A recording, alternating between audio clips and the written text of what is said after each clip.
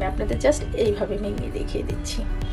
দেখেন ভিতরটা কতটা মজার আর কতটা লেয়ারগুলোই দেখেই জাস্ট পাগল হয়ে যাবে। আসসালামু আলাইকুম ভিউয়ার্স, দারুণ একটা পিঠা নিয়ে হাজির হয়েছি। সেটা হলো কোন ভাপা পিঠা। আর এই কোন ভাপা পিঠাটা কত সহজেই বানানো, ইউনিক টাইপের করে, সেটাই আমি আজকে আপনাদের সাথে শেয়ার করছি। আমি এখানে নারকেল নিয়েছি, আমার নারকেলগুলো ডিপ ফ্রিজে রাখা ছিল। আমি নারকেল নিয়েছি ফুল একটা। এখন আমি এর ভিতরে ঝুলা গুড়টাকে দিয়ে দিচ্ছি। এটা চাইলে আস্তা গুড়টাও দিয়ে দিতে পারেন, তাতে কোনো সমস্যা নেই। পর্যায়ে আমি জালটাকে জ্বালিয়ে দিয়েছি। এখন গুড় আর নারকেল দিয়ে নাড়াচাড়া দিতে দিতে কিন্তু গুড়ের থেকে একটা রস বের হয়ে আসবে। আমার গুড় আর নারকেল মিলে দেখেন কত সুন্দর একটা কালার এসে গেছে, আর নারকেলের ভিতরে একটা রসও এসে গেছে। এখন আমি এর ভিতরে দিয়ে দিচ্ছি পরিমাণ মতো এলাচের গুঁড়ি। এলাচের গুঁড়িটা দিলে কিন্তু খুব দারুণ একটা ফ্লেভার আসে। আর আমি নারকেলটা কিন্তু একদম খুব বেশি ড্রাই করবো না, জাস্ট নরম নরম থাকবে। যেহেতু ভাপা পিঠা হবে, তো সেক্ষেত্রে কিন্তু নারকেলটা আমি খুব বেশি ড্রাই করবো না। তো অলরেডি কিন্তু আমার নারকেলটা হয়ে গিয়েছে। এখন আমি নারকেলটাকে নামিয়ে সাইড করে রেখে পিঠাগুলো বানানোর প্রসেসিংয়ে চলে যাচ্ছি। তো দেখেন, যেহেতু আমি কোন ভাপা পিঠা বানাবো, তো সেক্ষেত্রে আমি এখানে অনেকগুলো কাঁঠালের পাতা নিয়েছি। আর এই কাঁঠালের পাতাটা কিভাবে কোন করা যায় সেটাই আমি দেখে দিচ্ছি। জাস্ট এভাবে ধরতে হবে, এইভাবে জাস্ট নিতে হবে। দেখেন তাহলে কত সুন্দর একটা কোন হয়ে গেল। এখন এর ভিতরে একটা টুথপিক দিয়ে দিতে হবে। এখন টুথপিকটাকে এইভাবে করে নিতে হবে। দেখেন কত সুন্দর একটা কোণ হয়ে গেছে না? আমি দেখেন আগে থেকে অনেকগুলো কোণ বানিয়ে নিয়েছি। এখন আমি এই কোণের ভিতরেই আমি পিঠাগুলোকে বানিয়ে নিব।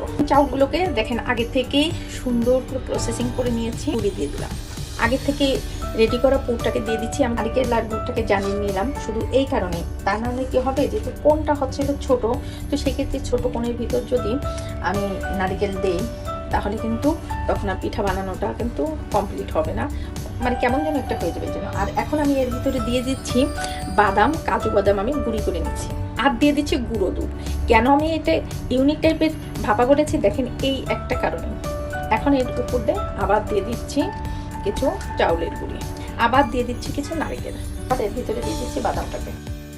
বাদামটা দিলে ফ্লেভারটা খুব দারুণ আসবে, আর খেতেও কিন্তু সেই মজা লাগবে। আবার দিয়ে দিচ্ছি গুঁড়ো দুধ, আবার দিয়ে দিচ্ছি চাউলের গুঁড়িটাকে। ব্যাস তৈরি হয়ে গেল আমার কোন ভাপাটা, মানে সাজানো কোন ভাপা সাজানোটা। এখন আমি ডাইরেক্ট চলে যাচ্ছি চুলায়, কারণ এটা রাখা যাবে না, রাখলে পরে পড়ে যাবে। এর জন্য ডাইরেক্ট চুলায় চলে যাচ্ছি। আমি বানাবো আর হচ্ছে স্টিমারে দিয়ে দেবো। এখন আমি স্টিমারের উপর এই কোনগুলোকে জাস্ট এইভাবে সাজিয়ে দিচ্ছি। এইভাবে কেন সাজিয়ে দিচ্ছি, আর ভিতরে দেখেন একটা কাপড় দিয়ে নিচ্ছি, তাতে কি হবে আমার কোনগুলো জাস্ট এইভাবে দাঁড়ানোই থাকবে। এইভাবে করে আমি সবগুলো কোন রেডি করে তারপরে আমি স্টিম করবো। ওনাতে সুবিধার জন্য আমি আর একটা কোন দেখিয়ে দিচ্ছি।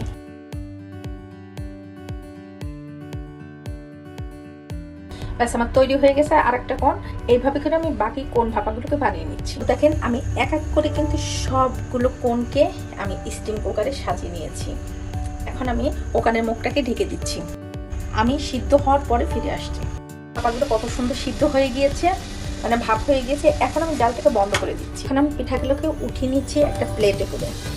পিঠাগুলো এইভাবে টান দিলে কিন্তু সুন্দর, দেখেন কি সুন্দর কোণের মতো দেখা যাচ্ছে পিঠাগুলোকে। একটু এই পথে একটু আস্তে করে টান দিতে হবে, নাহলে পিঠাগুলো কিন্তু খুলে যাবে। মাশাআল্লাহ দেখেন কত সুন্দর দেখা যাচ্ছে। এইভাবে করে আমি সবগুলো পিঠাকে খুলে নিচ্ছি। ভিউয়ার্স দেখেন রেডি হয়ে গেল আমার কোন ভাপা পিঠা। তাও যদি সাথেই থাকে গুঁড়োর দুধ আর হচ্ছে বাদাম গুঁড়ি, তাহলে তো বলার অপেক্ষায় রাখে না। তো দেখেন কত সহজেই আমি ইউনিক একটা পিঠা বানিয়ে আপনাদের দেখিয়ে দিলাম। এটা কতটা সুন্দর, কতটা লোভনীয়, কতটা মজার।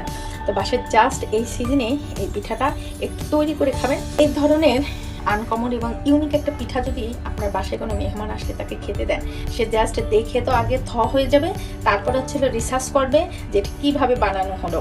তো এটা বানানো কিন্তু অনেক সহজ, অতি সহজ, আর খুবই ইউনিক, খুবই লোভনীয়, খুবই মজাদার। আমি আপনাদের জাস্ট এইভাবে নিয়ে দেখিয়ে দিচ্ছি। দেখেন ভিতরটা কতটা মজার আর কতটা লেয়ারগুলোই দেখেই জাস্ট পাগল হয়ে যাবে। তো আপনারা যদি আমার চ্যানেলে নতুন হয়ে থাকেন অবশ্যই একটা লাইক এবং ফলো দিয়ে রাখবেন আমার ফেসবুক আইডিতে থেকে। দেখে থাকলে একটা সাবস্ক্রাইব করে পাশে থাকবেন, বেশি বেশি করে শেয়ার করবেন। এই পর্যন্ত সবাই ভালো থাকবেন। নতুন কোনো রেসিপি নিয়ে আবার সামনে হাজির হব।